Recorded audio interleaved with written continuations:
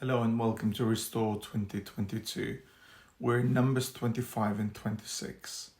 The wandering generation that had left Egypt some 40 years ago has found themselves dealing with the outcome of their own rebellion, disbelief, unwillingness to trust and obey God for all his promises. We've come to the lowest point in the book of Numbers, but also to the end of the wilderness wanderings. Chapter 25. It's even worse than chapter 12 to 14. Here we see how the Israelites have messed up with idolatry and how far they've gone.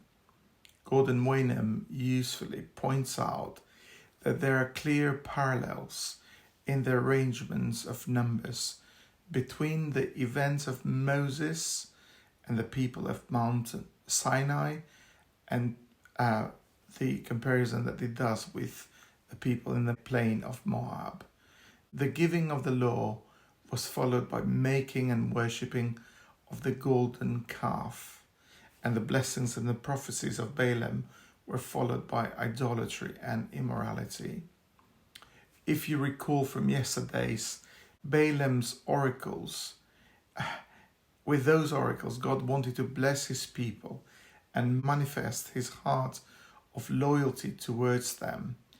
But as it happens, below in the plains of Moab, Israel is showing its weak and sinful character.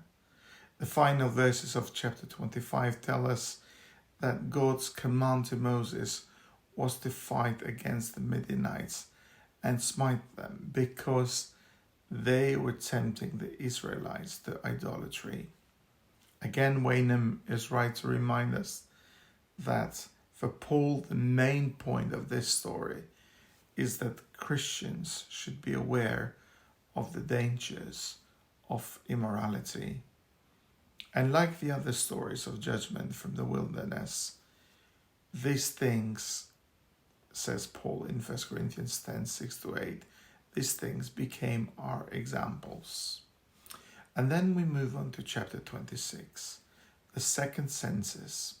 If this census list is compared with those of chapter 1 and 3, there are two obvious differences. Wenham mentions that the first is chapters 1 and 3 just give us the total number of men in each tribe. Chapter 26 gives these totals and also lists the family or the clans that made these tribes up. The second point of difference is in censuses figures themselves. The number belonging to each tribe and to all Israel varies from the first census. Have a look and compare them if you want to go a little bit further. But it is a remarkable fact that the overall decrease is relatively small, I think 1,220 from 603,550 to 601,730. And this highlights the faithfulness of God to his promises concerning Israel. God will remain faithful to his words, as Balaam reminded us yesterday, and he is not human that he may change his mind. Despite Israelites' disobediences and rebellions, God remained unchangingly true to them. And as we have said, that although he's loving, he's also holy God. He addressed their sins accordingly, but never wrote them off as his people.